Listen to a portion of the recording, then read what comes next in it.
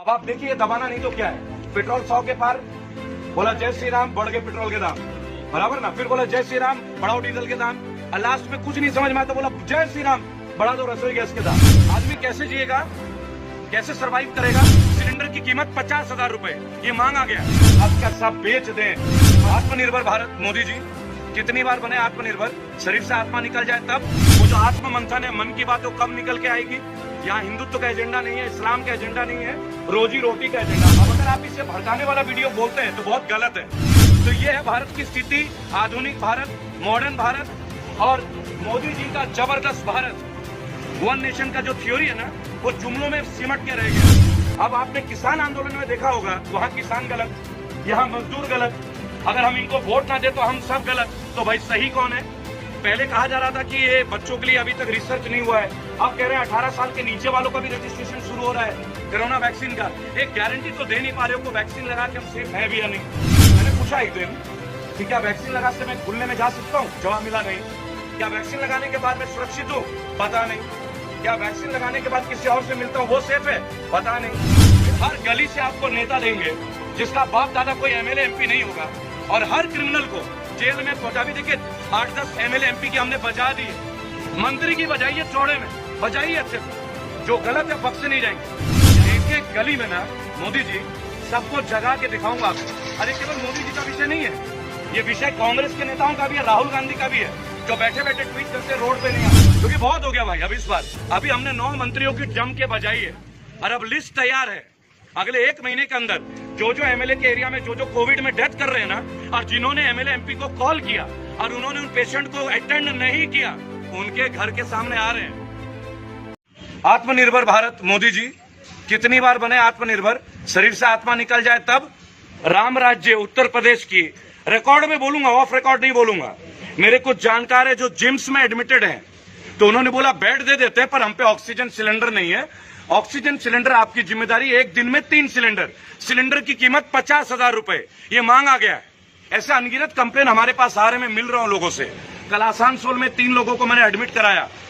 आज आपको बहुत जल्दी एक वीडियो अपडेट करूंगा ऑक्सीजन सिलेंडर को लेके। लेकिन सवाल है कि इन लोगों के साथ क्या, इनके परिवार के साथ क्या?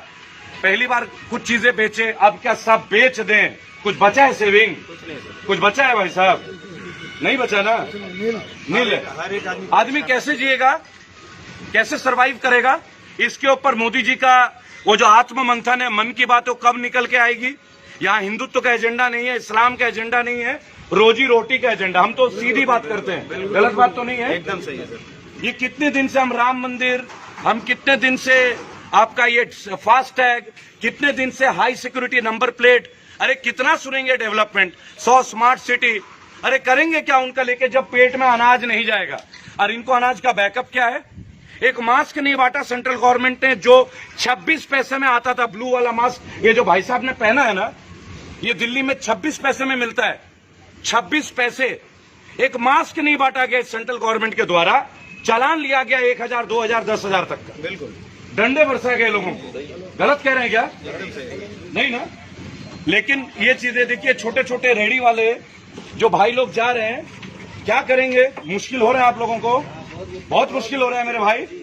सामान भी बेच पा रहे हो आप लोग? नहीं बेच पा रहे हैं, टाइम नहीं मिल रहा है, सामान नहीं मिल रहा है, परेशानी है आप लोगों को, बहुत परेशानी। साधारण लोग अब इनको अंजना ओम कश्यप कैसे दिखाएंगी, रूबिका लियाकत कैसे दिखाएंगे इनको? दे दे बेटा पानी, दे दे पानी तो पी लूं। मोदी जी के राज में पानी मिल रहा है, यही बहुत बड़ी बात है। तो ये पानी पी के प्राण निकलेंगे मुझे लग रहा है। अब अगर आप इसे भड़काने वाला वीडियो बोलते हैं तो बहुत गलत है ना। मैं रिक्वेस्ट करूंगा, क्या बेसिक जरूरतें नहीं है क्या? आपने कहा था आएंगे अच्छे दिन, अरे पैसे नहीं चाहिए यार, कोई नहीं मांगता 15 लाख, सब मेहनत करके कमाते कि नहीं भाई? किसी का दिया हुआ पैसा चाहिए आप लोगों को? जोर से बोलिएगा तो भाई साहब। नहीं चाहिए ना, अपना मेहनत के ही खाते हैं ना। क्या मजदूर खुश है इस गवर्नमेंट से? मजदूर खुश है? कोई खुश नहीं है। एक व्यापारी से लेके, कर्मचारी से लेके, एक साधारण, जाम मत लगाइएगा, जाने दीजिएगा। तो ये है भारत की स्थिति, आधुनिक भारत, मॉडर्न भारत और मोदी जी का जबरदस्त भारत। वन नेशन का जो थ्योरी है ना, वो जुमलों में सिमट के रह गया है। आप सोचिए, आम आदमी इतना परेशान है, ट्रेस खाली है, सामान नहीं मिल रहा है। मंडियों में सामान नहीं आ रहा, लोग मजदूरी, आप देखिए क्या स्थिति है। अब आपने किसान आंदोलन में देखा होगा, वहां किसान गलत, यहाँ मजदूर गलत। अगर हम इनको वोट ना दे तो हम सब गलत, तो भाई सही कौन है? पहले कहा जा रहा था कि ये बच्चों के लिए अभी तक रिसर्च नहीं हुआ है, अब कह रहे हैं 18 साल के नीचे वालों का भी रजिस्ट्रेशन शुरू हो रहा है कोरोना वैक्सीन का। एक गारंटी तो दे नहीं पा रहे हो को वैक्सीन लगा के हम सेफ है भी या नहीं। मैंने पूछा एक दिन कि क्या वैक्सीन लगा से मैं खुले में जा सकता हूं? जवाब मिला नहीं।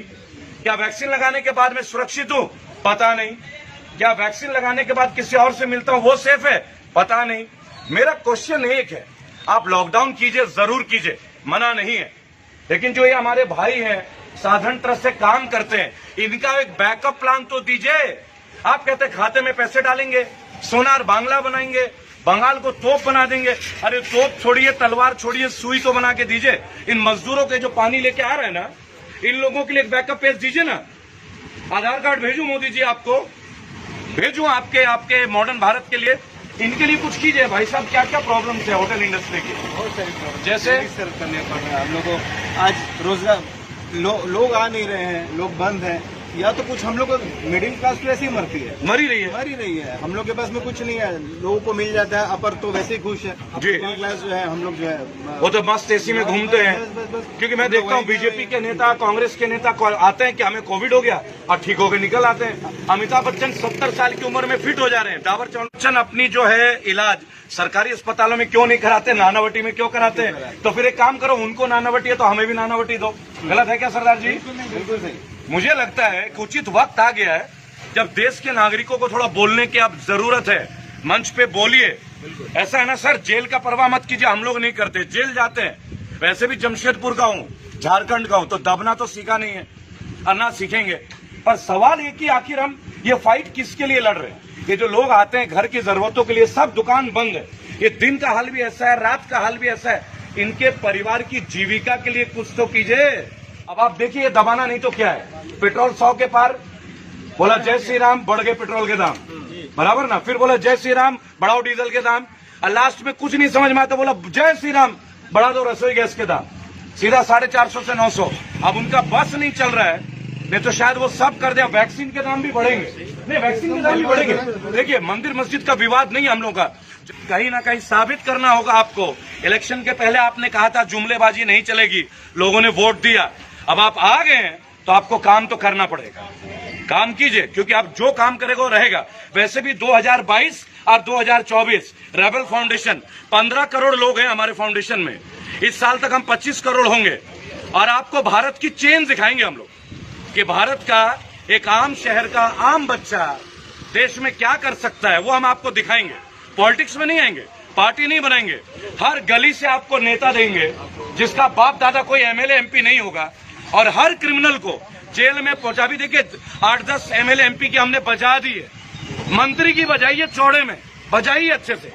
जो गलत है बख्शे नहीं जाएंगे, ये हमारा लक्ष्य। इसलिए घर छोड़ दिया है, बीवी बच्चे परिवार छोड़ के। आप देखते हैं कैसे गिरफ्तार किए जाते हैं, पुलिस घर पे उठा के ले जाती है। हौसला नहीं टूटा है। एक एक गली में ना मोदी जी सबको जगा के दिखाऊंगा आपको। अरे केवल मोदी जी का विषय नहीं है, ये विषय कांग्रेस के नेताओं का भी है, राहुल गांधी का भी है, जो बैठे बैठे ट्वीट करते रोड पे नहीं आते।